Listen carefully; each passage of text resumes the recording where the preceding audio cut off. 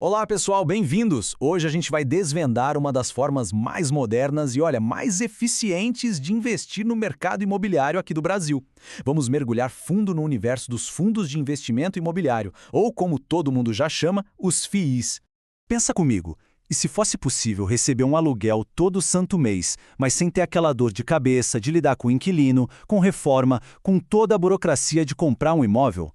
Parece bom demais para ser verdade, né? Mas é exatamente essa ideia que a gente vai explorar hoje. Então, o que são os FIs? De um jeito bem direto, eles são uma forma de comprar pedacinhos, ou seja, cotas, de grandes empreendimentos imobiliários. Pense em shoppings gigantes, prédios comerciais modernos, galpões de logística. Com os FIs, qualquer pessoa pode se tornar dona de um pedacinho de tudo isso. E para a gente entender isso direitinho, a nossa conversa vai seguir um roteiro bem claro, tá? Primeiro, vamos ver como é possível investir em imóveis com pouca grana.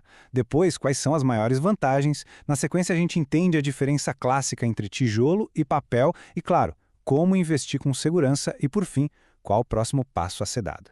Bom, vamos lá. Sabe aquela ideia antiga de aposentadoria de muitos brasileiros, de construir uma casinha no fundo para alugar? Então, os FIIs pegaram essa ideia e deram uma repaginada completa. Em vez de ter uma única casa, é possível virar sócio de dezenas, às vezes centenas de imóveis de altíssimo padrão. E talvez a melhor parte seja o quão acessível isso se tornou. Antes, para pensar em investir em imóvel, era preciso ter centenas de milhares de reais, né? Hoje não, com valores baixíssimos, às vezes coisa de R$ 10, R$ 100, já dá para comprar uma cota e começar a receber uma parte dos aluguéis. E aqui a gente vê o poder da escala. Em vez de depender do aluguel de uma única casa, com um único inquilino, o investimento em FIIs fica totalmente pulverizado. A receita não vem de uma pessoa só, mas de dezenas, centenas de inquilinos espalhados por empreendimentos gigantescos. Quer dizer, se um inquilino sai, o impacto na renda total é mínimo, quase não se percebe.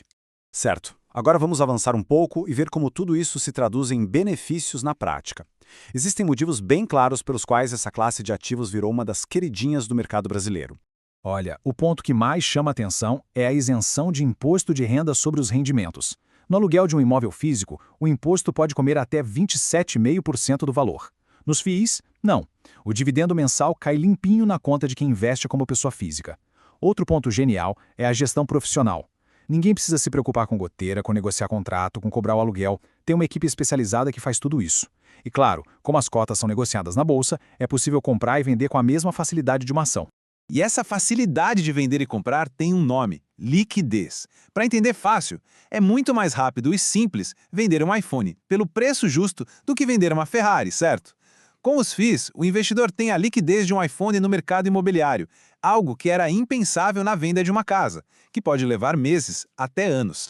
Ok, agora que a gente já entendeu os benefícios, é preciso saber que nem todo FII é igual. Existe uma separação fundamental no mercado: os fundos de tijolo e os fundos de papel. Os fundos de tijolo são os mais fáceis de entender.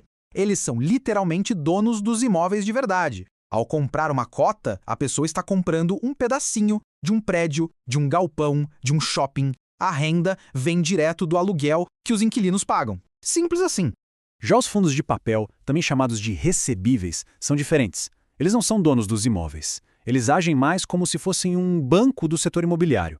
Eles compram títulos de dívida, como os famosos CRIs e LCIs, ou seja, eles emprestam dinheiro para o setor. A renda aqui não é o aluguel, são os juros dessa dívida.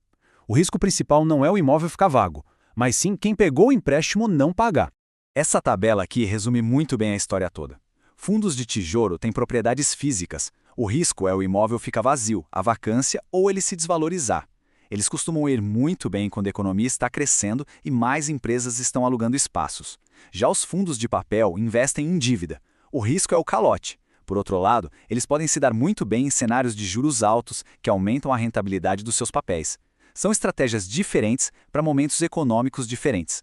Com esse conhecimento todo, vamos para a parte prática. Como escolher um bom fundo e, talvez mais importante, como é que a gente foge das ciladas? É fundamental ficar de olho nesses pontos. Fundos que dependem de um único imóvel ou um único inquilino são um perigo. Imagina um fundo que é dono de um único prédio alugado só para uma empresa. Se essa empresa decide sair de lá, a receita do fundo vai a zero de um dia para o outro. Também é importante olhar a vacância, que é a porcentagem dos imóveis vazios, e o nível de dívida do fundo. E por último, uma boa liquidez diária garante que seja possível vender as cotas quando for preciso, sem ficar com o dinheiro preso. A regra de ouro aqui é diversificação. Um fundo de tijolo forte, seguro, não coloca todos os ovos na mesma cesta. Ele vai ter dezenas de imóveis em lugares diferentes, com inquilinos diferentes. Isso protege o capital investido. Certo. Com a teoria na mão, sabendo o que procurar e o que evitar, como começar essa jornada de verdade? O caminho é bem claro. Primeiro, autoconhecimento. É preciso entender os próprios objetivos. FIIs são renda variável, o valor das cotas pode subir e descer. Por isso, é essencial ter uma reserva de emergência já montada antes de começar. Depois disso, o processo é simples: abrir conta numa corretora e usar as ferramentas de análise. É fundamental ler o relatório gerencial do fundo, que é tipo a carta do gestor para os cotistas, e ficar de olho em indicadores como o P sobre VP, que compara o preço da cota com o valor do patrimônio, para ter uma ideia se ela está barata ou cara. E a gente não está falando de um investimento de nicho, um segredinho do mercado. Hoje, os fundos imobiliários são um pilar fundamental no Brasil para quem busca construir patrimônio e, principalmente, gerar aquela renda passiva todo mês. Isso tudo nos leva a uma reflexão final, né? Com a isenção de imposto, com a diversificação, a acessibilidade, será que os FIIs estão de fato tomando o lugar daquela velha casinha de aluguel como o plano de aposentadoria preferido do brasileiro? É algo para se pensar. Obrigado pela companhia e até a próxima. Se gostou, curta e compartilhe. Não esqueça de se inscrever no canal. Importante, este conteúdo não configura análise ou recomendação de investimentos.